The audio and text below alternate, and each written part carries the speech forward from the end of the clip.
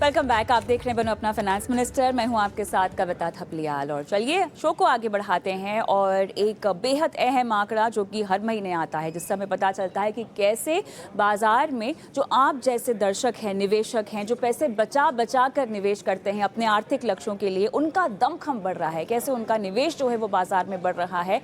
तो एम्फी का जो आंकड़ा आया है उसके मुताबिक हम देख रहे हैं कि एसआईपी के जरिए जो निवेश हो रहा है वो एक बार फिर से जुलाई के मुकाबले अगस्त में रिकॉर्ड हाई पर है। 15,800 के ऊपर का निवेश हुआ है। इसके अलावा बाकी तमाम कैटेगरीज में इक्विटी की अगर हम बात करें, इक्विटी म्यूचुअल फंड्स की अगर हम बात करें, डेट की बात करें, डेट म्यूचुअल फंड्स की बात करें, तो कहाँ कितना निवेश हो रहा है, कहाँ से कितना निवेश निकल रहा है, इस सब का हम एक जायजा लेते हैं, समझते हैं इन आंकड़ों को। मेरे साथ Hemant Rustagi, CEO vice invest पे जुड़ गए हैं। हेमंत जी, स्वागत है आपका।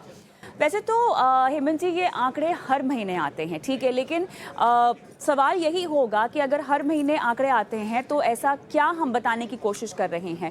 बताने की कोशिश ये है कि किस तरफ ट्रेंड बढ़ रहा है, किस तरफ निवेशकों का रुझान बढ़ रहा है। और एक चीज़ जिसके लिए हमेशा से हम कहते आए हैं कि आपको अगर बाजार में निवेश करने को लेकर कोई भी दिक्कत है तो कुछ नहीं करना है, एसआईपी का रास्ता अपनाना है।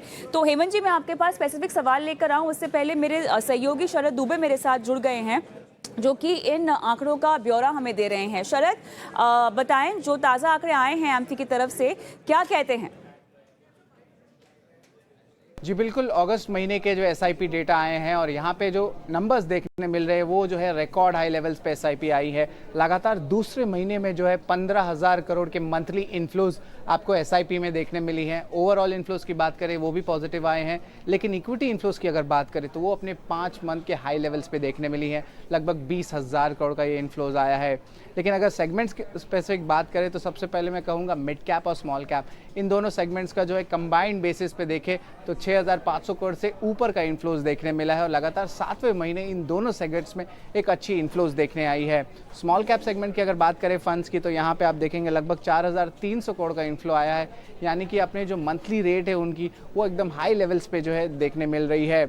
हमने बात कर ली सेगमेंट इंडिसेस की, लेकिन कुछ इंपॉर्टेंट बात और कहना चाहता हूँ जहाँ पे आउटफ्लोज देखने मिली है वो है लार्ज कैप फंड। ये लगातार चौथे महीने जो है आउटफ्लोज देखने मिली है। हालांकि जो गिरावट है वो अब कम हो चुकी है। इसका मतलब आगे जाते हुए इंडिकेशन ये भी हो सकता है कि फंड्स जो है लार्ज फंड्स की तरफ थोड़ी मूव कर सकते हैं जहाँ पे इन्फ्लोज की बात है। इसके अलावा कुछ और सेगमेंट्स भी है जहाँ पे इन्फ्लोज बढ़े हैं और यहाँ पे स्ट्रेंथ देखने मिला है, वो इंक्लूड करते हैं फ्लेक्सी कैप, मल्टी कैप और आर्बिट्राज फंड्स। शुक्रिया शरद, तमाम डिटेल्स हमें देने के लिए इन आंकड़ों को लेकर। तो हेमंत जी, आपके पास आती हूँ। सबसे पहले एसआईपी का ये आंकड़ा क्या आपको चौंकाता है या आपके एक्सपेक्टेड लाइंस पर है? नहीं कविता, बिल्कुल चौंकाता तो नहीं है, क्योंकि हम काफी समय से ये ट्रेंड देख रहे हैं।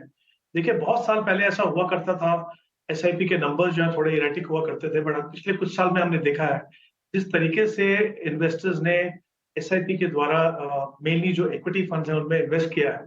मुझे लगता है ये बहुत ही ट्रेंड है, अच्छा ट्रेंड है, बहुत ही स्ट्रॉन्ग ट्रेंड है। और ये मुझे लगता है एक तरीके से एक मूवमेंट है कविता। अभी ये ऐसा नहीं है कि हमें month on month, of course important है हम देखें कि किस तरीके से एसआईपी के नंबर्स बढ़ रहे हैं, बट ये आई थिंक काफी कंसिस्टेंट है और नंबर बढ़ रहे हैं और नंबर ऑफ अकाउंट्स जो है एसआईपी वो भी बढ़ रहे हैं। इसका मतलब क्या है कि जो यूनिवर्स है इन्वेस्टर्स का जो एसआईपी के द्वारा म्यूचुअल फंड में इन्वेस्ट कर रहे हैं वो भी बढ़ रहा है। तो वो दायरा बढ़ रहा है, अमाउंट बढ़ रहा है और मुझे लगता है ये बहुत ही अच्छी बात है, क्योंकि निवेशकों के लिए स्पेशली जब आप मार्केट लिंक प्रोडक्ट में इन्वेस्ट करते हो और एक डिसिप्लिन तरीके से करते हो। देखिए, काफी समय तक इन्वेस्टर्स डरते थे इक्विटी फंड से, क्योंकि वॉलेटिलिटी से डर लगता था उन्हें।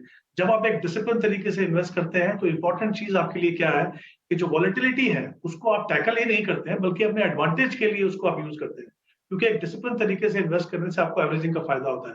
तो मुझे लगता है ये बहुत ही अच्छा ट्रेंड है और जैसा मैंने कहा, मेरे हिसाब से ये एक तरीके का मूवमेंट है और ये चलता रहेगा। तो आई थिंक जिस तरीके के हम हमेशा कहते थे कि हमारे देश में इक्विटी कल्ट आए, तो वो जो धीरे धीरे आ रहा है, हमको दिख रहा है, उसमें डेफिनेटली एसआईपी जो कंट्रीब्यूशन है वो बहुत ही इंपॉर्टेंट है। और हमने पहले ये भी देखा है कि मार्केट में एफआई जब पैसा निकाल रहे थे तो जो डोमेस्टिक पैसा था उसका मेजर हिस्सा जो है वो एसआईपी के द्वारा आता है। उन्होंने मार्केट को भी संभाला है और आई थिंक अपने अपने इन्वेस्टमेंट प्रोसेस में भी काफी डिसिप्लिन है। तो बहुत ही अच्छा ट्रेंड है और मुझे लगता है ये चलता है। जी, क्या ये इस वजह से नहीं है क्योंकि हमने मिड और स्मॉल कैप में अच्छी खासी रैली देखी, क्योंकि अगर आप इन्फ्लो देखिए मिड और स्मॉल कैप में हालांकि ज़्यादा है, कहीं ना कहीं अगर हम पूरे इक्विटी बास्केट में देखें तो यहाँ सबसे ज़्यादा निवेश आया है, तो क्या ये एक अहम वजह नहीं हो सकती? नहीं देखिए, कविता, इंपॉर्टेंट चीज ये देखिए, ये मूवमेंट हमने कुछ महीनों से देखी है, राइट? एसआईपी का जो ट्रेंड है वो काफी समय से ऐसा हम देखने को मिल रहा है। और ये अच्छी बात है कि अगर हमारे निवेशक ये देख पा रहे हैं कि जब मार्केट में जहाँ पे मूवमेंट है वो थोड़ी सी एलोकेशन चेंज होती है। और मैं मेरा ये मानना भी है हमेशा कि जब हम पोर्टफोलियो रीबैलेंसिंग की बात करते हैं तो सिर्फ एसेट एलोकेशन के मुकाबले में आपको रीबैलेंसिंग नहीं करना है। जो आपका जो एक्सपोजर है डिफरेंट सेगमेंट में वो भी करना है। हाँ, ये बात सही है, हमेशा ये डर लगा रहता है कि इन्वेस्टर जो है वो ऐसा ना करे कि बहुत ज्यादा पैसा अपने पोर्टफोलियो में प्रोपोर्शन में वहां पे लगा दें, तो ये थोड़ा डर है। बट क्योंकि ये जो दोनों सेगमेंट है, मिड कैप और स्मॉल कैप, इनमें लॉन्ग टर्म में रिटर्न देने का काफी अच्छा पोटेंशियल है। और जितने निवेशक इसमें एसआईपी के द्वारा आ रहे हैं, तो जो रिस्क रहता है वो भी, जैसे मैंने पहले भी कहा, वो काफी हद तक कम होता है। और अच्छी बात है जब आप पोर्टफोलियो थोड़ा सा अलर्ट रहते हैं, पोर्टफोलियो में चेंजेस करते हैं। ओनली थिंग इज आपको ये देखना है कि बहुत ज्यादा प्रोपोर्शनली पैसा ना लगाएं, बट आप चेंजेस करें तो डेफिनेटली उसका फायदा है। और हमने देखा भी है कि मिड कैप और स्मॉल कैप में इन्वेस्टर्स को काफी अच्छे रिटर्न मिले हैं। और मुझे लगता है ये ट्रेंड थोड़ा आगे भी चलेगा। ये बात सही है, कभी ऐसा लेवल आ सकता है कि आपको थोड़ी वॉलेटिलिटी ज्यादा देखने को मिले, क्योंकि आप सिस्टमैटिकली इन्वेस्ट करते हैं, तो फिर आपको उसका मे बी इतना इम्पैक्ट नेगेटिव आपके पोर्टफोलियो पे नहीं पड़ता। इनफैक्ट लॉन्ग रन में, जैसा मैंने पहले भी कहा, कि एवरेजिंग का आपको फायदा होगा। अगर हम ओवरऑल लार्ज कैप की भी बात करें तो यहाँ पर कुछ खास तब्दीली होती भी नहीं दिखाई दे रही है, लेकिन अब जिस तरह से चाल थोड़ी सी बदली है, आपको लगता है कि लार्ज कैप ने आने वाले महीनों में हमें ट्रेंड पिकअप होता हुआ दिखाई देगा? क्योंकि फिलहाल वो नंबर जस के तस हैं, हल्की इंप्रूवमेंट हालांकि। कविता, आई थिंक यहाँ पे इम्पोर्टेंट ये चीज समझना है हमें कि जब हम लार्ज कैप की बात करते हैं तो मे बी हम प्योर लार्ज कैप की बात कर रहे हैं।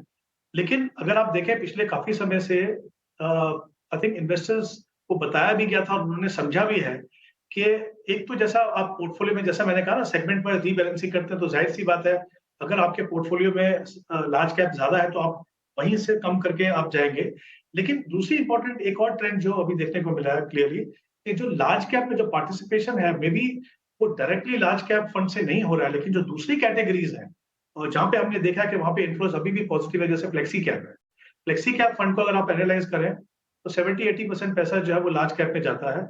उसी तरीके से मल्टी कैप के थ्रू, क्योंकि इन्वेस्टर्स के लिए कभी कभी एलोकेशन करना मुश्किल है, लार्ज कैप, मिड और स्मॉल में उसको रीबैलेंसिंग करना मुश्किल है, तो वहां पे भी हमने देखा है कि पैसा थोड़ा ज्यादा आ रहा है।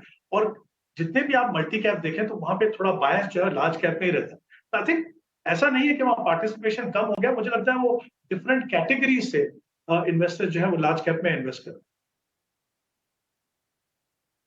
ऐसे में डेट को लेकर कोई अनएक्सपेक्टेड आंकड़ा, या आपको लगता है कि इस महीने जो हमने इन्फ्लो आता हुआ देखा है वो इन लाइन से ही ऑलमोस्ट? नहीं कविता, देखिए आप अगर हम इन्वेस्टर्स पॉइंट ऑफ व्यू से स्लाइटली लॉन्गर टर्म अगर फंड्स की बात करें तो डेट फंड में वो उतना पैसा भी आता नहीं है। शॉर्ट टर्म पार्किंग के जो फंड्स हैं वहां पे आता है, बट अमूमन हमने देखा है कि जब भी जो कॉर्पोरेट मनी है, जब एडवांस टैक्स का समय होता है तो वहां पे आपको लिक्विड फंड में थोड़ी रिडम्पशन देखने को मिलती है। तो आई थिंक वही ट्रेंड है, मुझे लगता है वही ट्रेंड आगे भी कंटिन्यू करेगा। बहुत ज्यादा मुझे लगता नहीं कि उसमें ऐसे कुछ नंबर्स हैं जिसमें हमें कुछ ज्यादा वरी करने की बात। और राइट, तो चलिए यहाँ पर अच्छा रुझान इस बात को लेकर कि कैसे एक आम निवेशक छोटी छोटी रकम के ज़रिए ही सही, लेकिन बाज़ार में अब अपनी निवेश रणनीति बनाने को लेकर आगे बढ़ रहा है। और कहीं ना कहीं ये इस बात का सबूत ही है कि किस तरह से वित्त साक्षरता को लेकर लोग देश में आगे बढ़ रहे हैं। चलिए, इस पर चर्चा और होती रहेगी, लेकिन फ़िलहाल हम रुकेंगे छोटे से ब्रेक के लिए। ब्रेक के उस पार दर्शकों को शो में शामिल करेंगे, उनके सवालों के जवाब हम देंगे, साथ ही उनकी फाइनेंशियल प्लानिंग कराएंगे। लेकिन मैं ब्रेक पर जाऊं उससे पहले एक बार फिर से हमारा व्हाट्सएप नंबर, जो कि आपको बताना बहुत ज़रूरी होगा, क्योंकि इस नंबर पर हमें इंतज़ार रहता है आपके सवालों का। आपके mutual fund, insurance, loan, tax को लेकर कोई निवेश में आपका पैच है, अपने सवाल आप हमें भेजें 9619873567। और इतना ही नहीं, हमारा यूट्यूब चैनल